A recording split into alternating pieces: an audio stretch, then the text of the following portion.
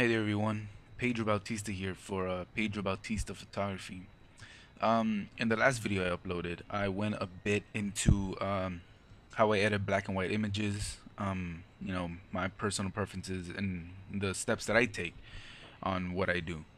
Um, Recently, on Tuesday, I think it was Tuesday the 5th, I went out and I shot photos for the first time in the year. I was supposed to do a photo shoot, which was supposed to be my first official photo shoot of the year, but it was canceled last minute for whatever reason, and so I decided, I'm gonna take this chance. I'm gonna take it, and I'm gonna, go out and shoot. So I did that. I went out and did some street photography. I'm a I, I love street photography. I don't think I've stressed that enough. I love it, and these are some of the shots that I got.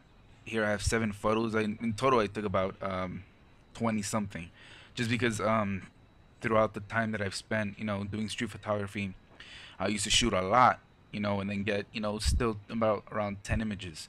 What I'm doing now is I'm, going about the way film used to work. You used to get 24 exposures to 36 exposures, and so that's what I do now. I try to take either 24 or 36, but I never take any more than 36 pictures, and I'm still getting, quite the same amount of, final images. Um, so yeah, I'm gonna get into this. I'm gonna get a bit more in depth on, what it is I do to black and white images, but instead, now I'm gonna, like I said in the last video, I'm gonna get more in depth. I'm gonna talk more about this kind of stuff, and I'm gonna, talk to you what makes a better black and white image, in my opinion. So I'm gonna take this image here. Yeah, this image right here. I'm gonna take this image, okay, and I'm gonna talk to you guys about, what was going on at the moment. I'm gonna go into it. Um, so as I posted on my Facebook page, check it out if you have any, just in case. It's facebook.com/, Pedro Bautista Photography. You can see it spelled up here. Um, so I was walking around Santee Alley. I posted that on Facebook. I was walking around, trying to take some pictures. It was really quiet that day. There wasn't many people. It was around uh, 2 in the afternoon, which I expected to be more people. Seeing as it was, right after lunch. I thought people were going to be there shopping, but there wasn't as many people as I expected there to be. So I just got, I was walking around, and I see this kid. He's walking with his mother. This child, he's walking with his mother here. Um, he's complaining, he's whining that he doesn't want to be there, and I thought it was good. I couldn't exactly nail down. It had to be quick, so I just grabbed my camera, snapped the picture, and let's keep it walking. um Now the thing that I did with this image, it was I'm gonna show you guys the difference in camera settings that things that need to happen in the camera before you actually edit, um while you're shooting, I should say. Okay, so when I shot this, you can see my settings up on the screen. Right here. I was shooting with the 50 millimeter 1.4 f1.4, which is my preferred lens to go out and shoot street photography. It gives the perfect range, and you could go down to f1.4 in case you're shooting during the nighttime. You can get some nice light into your camera. So I shot at 1/1250th of a second, which is it's really fast. F2.5, just because I wanted to get that separation from the background. Whenever I shot something, I wanted to make sure that it was separated from the background and it was isolated. And then ISO for 100, that's just what mixed in. So this image is straight out of the camera. Nothing done to it. As you can see, I'm going up and down. Everything's from the beginning. So the thing that I've learned in black and white editing, in editing in black and white, is that you want to make sure that your image is sometimes this works, usually, most often, I should say, but this is the way it should be. You want your image to be a tad bit overexposed. um why? It just makes better images. I'm gonna show you, actually, here, let me show you this image. So this image, I tried to do that, but it was a bit way too overexposed. As you can see, this is the original. I'll let it come up here. So as you can see, it's really, really blown out. As you can, if you guys know how to read histograms, you can see that my right, you're supposed to lean towards the right, but I went up too high, and then the highlights up here, there's just too many. And then the highlights, as you can see the red, that means that is where the, the data, the everything that's in that part is lost. There is no data in there. So include their face, some of the stuff's up here. There's little areas, and I went over the top, which I wasn't supposed to, but I was trying to experiment with it, and I was able to, somewhat recover some of it. I still don't really get much of her face, but I got some of the hangers back. I got her purse back, but like I'm saying, you want to sort of overexpose by a tiny bit. That's what you want to do. For example, this image that I took, this worked perfectly for me. Once again, talking about overexposing, this image, as you can see, it's overexposed, right? It it is. Final image, right? It looks nice. That's all I'm gonna say about it. It looks nice, and as you can see, from my exposure settings, I didn't do much to it. I didn't go up on my exposure. I went down on my exposure actually by a tiny bit. But even when I go up to 0, right, not much of a difference. Even if I didn't change my exposure, it looks perfectly fine. It's real punchy. It's real. It pops. There's that black and white, richness to it, and it's good. So like I'm saying, you want to make sure that you somewhat overexpose the image. As for this image, I did overexpose, but not where it mattered. Okay, I'm just gonna say that. I understand that. As you can see from a histogram, I shot to the right a bit again, but the darks and the highlights are there. And that's good. The only bad thing is that this highlight area over here, these whites, right? I went a bit over the top. You don't really want your whites to, to get up over the top. You want them to be just right. In this case, I didn't exactly do that. I went a bit over what I was supposed to, but it's okay. This image came out alright. Um, it's nice. So, getting into the edit, a bit overexposed, like I usually do. Camera standard, just because that's what I shoot with. Now you can see as I change from Adobe standard, right? As I switch from Adobe standard to camera standard, right, it goes up over a bit. It gives me that tiny push of exposure, I guess you could call it. My exposure moves up a tiny bit, and that's okay. I want that to happen. Now, just as I usually do, once again, I'm gonna go into my black and white tab here, my black and white slide, and okay, first things first. A lot of images that I see nowadays, these quote unquote photographers that you know, post these images. They'll post black and white images that look just like this, right? It's just converted to black and white, and there's nothing else done to it. Um, I'm not a huge fan of that. It looks really gray, really bland, really, everything mixes in together. There's no definition. There's no color definition, and that's what I want to show you guys how to do. Color definition is really interesting, really important because it can make an image and it can break an image. Once again, this breaks the image just because there's not much definition to anything. It's just gray all around. That's really all it is. And I'm gonna show you with this image how what I did to go over the top. Make that really punchy and really contrasting. So first things first, contrast. Like I explained in the last image, in the last video, contrast up to 100 and see if that works. If it works, cool, you know. But 100 is where you want to be at to really bring all that out. If it works for you, cool. If it doesn't, then you're gonna want to bring your contrast down a bit. I'm gonna leave it at 83 just because I don't want my blacks to be way over the top with contrast. Um, I'm gonna fix that. I'm gonna compensate for that in a bit, and I'll show you guys what I did. I'm gonna leave that at 80. Um, I was talking about highlights, right? This, you see these white areas. Let me keep that on. Okay, these white, these this red here that's showing, that is completely over the top whites, right? Same thing for blacks. You can see this is where all the data is lost in the blacks. Um, so this area of white that I have here, I'm gonna want to bring down just a tiny bit just to level up the image, and I do that by bringing down my highlight levels.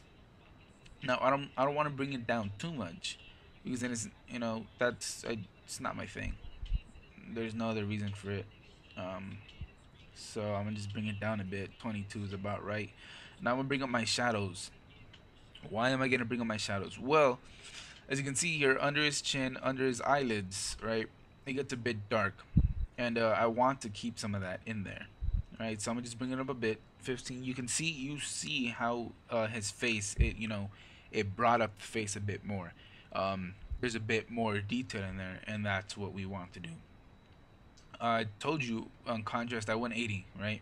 Okay, so to make up for that, to bring it up a bit more, to bring up the contrast a bit more, I'm gonna bring my black levels down a tiny, tiny bit by 10. Not that much, because if I come all the way down, right, it brings out everything. You can see my clippings, um, everything, right? I can't hold it. You can see the clippings. You don't want to bring down all that. You really don't. You want to just make sure that it's good enough, right? That just what needs to be brought down is brought down, and what doesn't need to be brought down, it isn't brought down, right? Um, Hold on, let me just reference here. Okay, so we're doing fine right now, right? You can tell that where is it at from the beginning, right? You see this gray bland image to where we're at now. It's better. It's improved. It's a lot more punchy, and it's getting to where we want it to be. Next step. I'm just going down. I'm not doing exactly what I would do, but I'm just going each slider down just to show you guys what happens with each one. The next step would be clarity, right? Now what clarity does, it brings in a lot of those midtones, because as you can see in the histogram, you have your low end, you have your high end. The clarity, it mixes in with a lot of the midpoints, a lot of the midtones, and it brings those in. That's why when you go up to 100, it brings them a lot more. It sharpens everything, and it brings the midtones up. 100 is not too pleasing, but I want to bring it up just a bit. I want to bring up the clarity in this image just to give me that definition, that sharpness to it, that mid-tone, right? So clarity's up. Now point curve, right? To a lot of people, this is scary. They don't want to mess around with it because I don't know, they're just scared of it. So I'm gonna try to explain it to you. You have your black ends, your whites, and your mids. You can bring this down over here, right? Just this is just telling where your starting point is, where your base black is. Same thing over here, right? It just tells you where the base point is, and then you can just mess around with this, right? So obviously your lights is gonna control your highlights, right? Come up here, your mids is gonna control your mids. Bring it up, bring it down, whichever way you want to, and then same thing for your darks. You can bring your darks up, bring your darks down, make them darker. I'm not gonna mess around with that today, just because I feel it doesn't need it. Um, so we're gonna undo all of that. Go back to clarity. We're back to where we were. But what I am gonna want to do is make this medium contrast. My point curve. It does this automatically. Um, Hold on. Okay. Um, okay. So we're good so far, right? Medium contrast, just to make it a bit more make it pop a bit more. You can see what happens here. So it's linear, it's straight, straight contrast, nothing's done to it. Medium contrast, you can see that the blacks are brought down a bit, your whites are brought up a bit, but it mixes it perfectly, and it helps you make the image pop. Once again, normally I mess around with the orange, in case there wasn't enough data in his face. In this case, I don't think I'm gonna mess around with it too much. Maybe just enough to bring back his face a bit. I went up 7. Same thing here. I told you guys in the last video I usually do this. I sometimes do this with the blue shadows, and that's just to give it a bit more of a silvery tone instead of it being all black and white. It adds a bit of dimension to it, and it makes it feel a bit, silvery, and I feel like it sometimes makes the image better. Sharpening, masking, this should be basic to any image you edit. You should be doing to every image you edit. Sharpen what you can, try to get those edges in there. Profile correction, lens correction, just to give this brow distortion. You can see what happened to that. And then post crop vignetting. Now, a lot of people don't like, a lot of photographers when they edit, they don't like to add vignetting to their image. Sometimes vignetting can be seen as a bad thing. But in this case, you can I'm gonna show you two ways. You can do lens vignetting from in the camera, right? So it takes the image, it takes the data from in in the camera, the lens that you're using, and then it'll add vignetting according to what that lens would do. Um, but I'm not using that in this case. I'm using post-crop vignetting. Now, like I'm saying, a lot of people don't see it as a quote unquote good thing, but um, in this case, I see it fit. So I'm gonna bring it down a bit. The reason I use post-crop vignetting is to isolate the subject, right? So you can see how here you can see how it's starting to come in. It doesn't come in much on the highlights on the whites because it's on highlight priority. That means it takes highlights over the vignetting. So you can see on these dark edges over here, it takes in more vignetting. Um, and yeah, just want to feather that out a bit, just so it won't be too intense. Just so the inner circle, the actual vignette won't be too strong. I'm gonna round this out a bit just to get a bit more into it. And that's it.